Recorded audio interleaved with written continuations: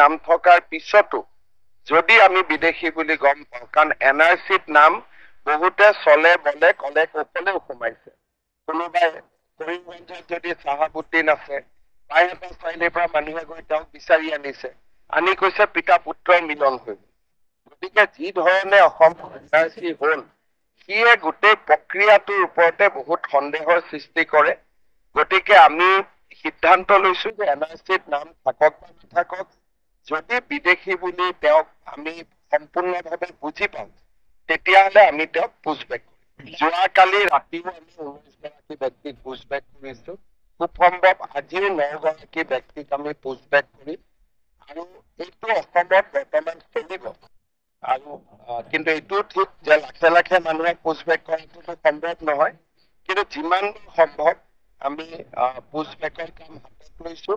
NRCত নাম থাকক বা নাথাকক, যদি আমি বুজি পাওঁ যে তেখেত বিদেশী, আমি তেওঁলোকক পুছবেক কৰিম। এইটোৱে বৰ্তমান চৰকাৰৰ নীতি। NRCত নাম থকাৰ পিছতো যদি আমি বিদেশী বুলি গম পাওঁ, কাৰণ NRCত নাম বহুতে চলে বলে কলে কৌশলেও সোমাইছে। কোনোবাই কৰিমগঞ্জত যদি চাহাবুদ্দিন আছে, তাই এটা চাইলিৰ পৰা মানুহে গৈ তেওঁক বিচাৰি আনিছে, আনি কৈছে পিতা পুত্ৰৰ মিলন হৈ গল। গতিকে যি ধৰণে অসমত NRC হল, সিয়ে গোটেই প্ৰক্ৰিয়াটোৰ ওপৰতে বহুত সন্দেহৰ সৃষ্টি কৰে। গতিকে আমি সিদ্ধান্ত লৈছো যে NRCত নাম থাকক বা নাথাকক, যদি বিদেশী বুলি তেওঁক আমি সম্পূৰ্ণভাৱে বুজি পাওঁ, তেতিয়াহলে আমি তেওঁক পুছবেক কৰিম। যেতিয়া NRC সম্পন্ন কৰা হৈছে, তেতিয়া এই ব্যৱস্থাৰ সৈতে জড়িত বিষয়াসকলো আচলতে গাফিলতি বিষয়াসকলেও আছে, কিন্তু যিসকলে এই কামটো কৰে তেওঁলোক ইমানে বুদ্ধিমান, আমাৰ বিষয়াসকল ইমান বুদ্ধিমান নহয়। নতুন দিল্লীৰ পৰা বুলি এজন বিশেষ ব্যক্তি আহি অসমত 2টা বছৰ কাম কৰি লৈছিল।